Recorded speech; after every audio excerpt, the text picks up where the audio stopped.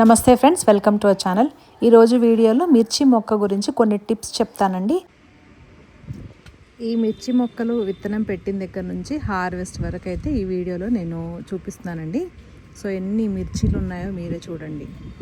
అసలు ఆకులు ఎన్ని ఉన్నాయో మిర్చీలు అన్నీ ఉన్నాయి. కొద్దిగా కేర్ తీసుకుంటే మన మిద్దె తోటల్లో మిర్చీలు ఇంత బాగా పండుతాయండి. సో ఈరోజు అయితే కొద్దిగా పెద్దగా ఉన్న సైజు అన్నీ కూడా నేను హార్వెస్ట్ చేసుకుంటాను.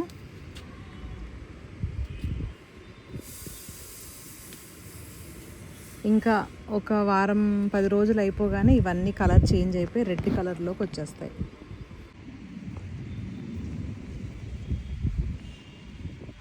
ఈ మొక్కల గురించి తెలిసిన వాళ్ళైతే వీడియోని అయితే స్కిప్ చేయండి. ఈ వీడియో కొత్త వాళ్ళకి, మిద్దె తోట చేస్తున్న వాళ్ళకి యూజ్ అవుతుందనే ఉద్దేశంతో అయితే నేను పోస్ట్ చేస్తానండి. ఈ కంటైనర్స్లో ఉన్న ఈ మిర్చి మొక్కల్ని నేను నారు వేసుకొని ఎంత సైజు వచ్చిన తర్వాత మొక్కల్ని ట్రాన్స్ప్లాంట్ చేసుకున్నాను అన్నది కూడా నేను వీడియోలో షేర్ చేశానండి అంతకుముందు. సో ఇప్పుడైతే ఈ మొక్కలన్నీ కూడా చక్కగా ఫ్లవరింగ్ స్టేజ్లో ఉన్నాయి. ఎంత బాగా ఉన్నాయో కదండి. లైట్ పర్పుల్ కలర్లో వచ్చినాయి. ఈ మిర్చి వెరైటీ వచ్చేసి చెర్రీ మిర్చి అండి. ఫ్లవర్ ఎంత బాగా ఉందో. సో ఇంత ఎండాకాలం కూడా ఇంత బాగా మనము ఫ్లవర్ ఇంకా అలాగే ఫ్రూటింగ్ తీసుకోవాలి అని అంటే చిన్నగా కొన్ని టిప్స్ అయితే పాటించుకోవాలండి. మన మిద్దె తోటల్లో సాయిల్ మిక్సింగ్ కూడా చాలా మెయిన్ రోల్ అండి. ఎందుకంటే నేలలో పెట్టిన మొక్కలు అలాగే ఇలా కంటైనర్స్లో పెట్టిన మొక్కలకి డిఫరెన్స్ అయితే తప్పకుండా ఉంటుందండి. నేలలో వేరు వ్యవస్థ చాలా బాగా స్ప్రెడ్ అయ్యి మొక్క చాలా బాగా పెరుగుతుంది. ఇలాంటి కంటైనర్స్లో మన మిద్దె తోటల్లో పెంచుకునేటప్పుడు కంటైనర్ చిన్నగా ఉంటుంది. ఇంకా అలాగే వేరు వ్యవస్థ ఆ కంటైనర్లో మాత్రమే స్ప్రెడ్ అయ్యి మొక్క ఎంతవరకు పెరగాలో అలాగే పెరుగుతుందండి.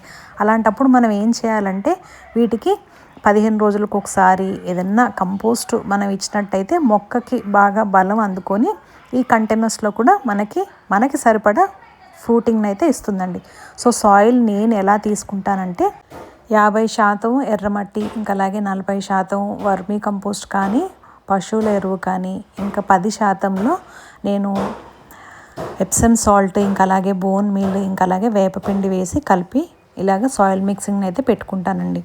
తర్వాత మొక్కల్ని ట్రాన్స్ప్లాంట్ చేసుకున్న తర్వాత నేనైతే ఒక 15 రోజుల వరకు ఎలాంటి ఎరువులు ఇవ్వనండి. ఎందుకంటే ఆల్రెడీ మనం మట్టిలో ఈ ఎరువులన్నీ కలిపి పెట్టాం కాబట్టి 15 రోజులు సరిపోతుంది. ఇంకా అలాగే ఒక కుండీలో నుండి ఈ కుండీలోకి మనము మొక్కని మార్చుకున్నప్పుడు కొద్దిగా మొక్క షాక్కి గురవుతుందండి. అందుకని ఒక 15 నుండి 20 రోజుల వరకు నేను ఎలాంటి ఎరువు ఇవ్వలేదు. దాని తర్వాత మొక్క కొద్దిగా చూసారా ఇంత హైట్ వచ్చిన తర్వాత పైన చిగురు దగ్గర మాత్రం మనం టిప్పు కట్ చేయాలండి. అలా టిప్పు కట్ చేస్తేనే మొక్క చాలా గుబురుగా పెరిగి మనకి ఎక్కువ పువ్వు ఇంకా అలాగే కాయలు మనం ఈ మొక్కల నుంచి తీసుకోవచ్చు. మీరు చూస్తారు కదా, నేను ఈ బ్లాక్ కలర్ కంటైనర్లో 3 మొక్కలు పెట్టుకున్నాను. అంటే ఈ కంటైనర్కి ఈ 3 మొక్కలు చాలా బాగా పెరుగుతాయి. నెక్స్ట్ ఇలాగ పూత రావడం స్టార్ట్ అయింది కదండి. సో పూత వచ్చినప్పుడు పూత రాలిపోవడం అన్నది సహజం అండి. మన మొక్కకి 100 పువ్వు వచ్చిందనుకోండి, 100 పువ్వులు కూడా వాటి కాయలుగా మారవండి. కొన్ని అయితే వీక్గా ఉన్న పూత రాలిపోతుంది, కొద్దిగా బాగా ఉన్న పూతలు బాగా వస్తుంది. వాటితో పాటు మనము లిక్విడ్ ఫర్టిలైజర్స్ కూడా మొక్కలకి ఇస్తున్నట్టయితే కొద్దిగా పూత రాలిపోవడం కొద్దిగా కంట్రోల్ చేయొచ్చు. ప్రతి మొక్కకు కూడా పూత రాలుతుందండి. మన మిర్చి మొక్క అనే కాదు, టొమాటో మొక్క కానివ్వండి, లేదంటే పండ్ల మొక్కలు కానివ్వండి, దేనికైనా కూడా పూత రాలుతుంది. సో కంగారు పడాల్సిన అవసరం ఏం లేదు. ఇక మిర్చిలో చాలా మటుకు ఇలాగ ఎఫిడ్స్ ఇంకా అలాగే ఆకుముడత వస్తుందండి.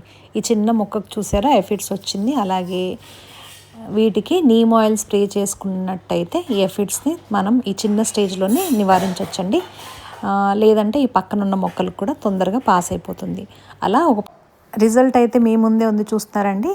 నేను మళ్ళీ నెల రోజులు ఆగిన తర్వాత ఈ వీడియో తీస్తున్నాను. అంటే నేను మిర్చి నారు వేసుకుని వీటి మొక్కల్లో ఈ కంటైనర్స్లోకి మార్చుకున్న తర్వాత ఇది 2వ నెల అండి. అంటే 2 నెలల నుండి మనము చక్కగా వీటి నుండి మిర్చీలు అయితే తీసుకోవచ్చు. రిజల్ట్ అయితే మీరే చూడొచ్చు మొక్కలు ఎంత గుబురుగా ఉన్నాయో. మిర్చి మొక్కలు పెంచుకోవడం చాలా ఈజీ అండి.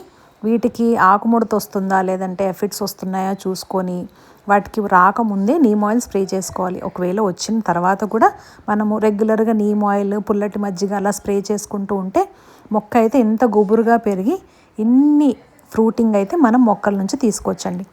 సో ఇక వర్షాకాలం స్టార్ట్ అవుతుంది కదండి. ఇంకా ఎవరైనా మిర్చి నారు వేసుకోకపోతే మీ దగ్గర ఎండుమిర్చి ఉంటుంది కదండి, ఆ విత్తనాలు వేసుకొని నేను చెప్పినట్టుగా మీరు ఎంత స్టేజ్లో ఉన్నప్పుడు ట్రాన్స్ప్లాంట్ చేసుకోవాలి, ఎలాంటి ఎరువులు ఇవ్వాలి అన్నది మీకు ఐడియా ఉంది కదండి.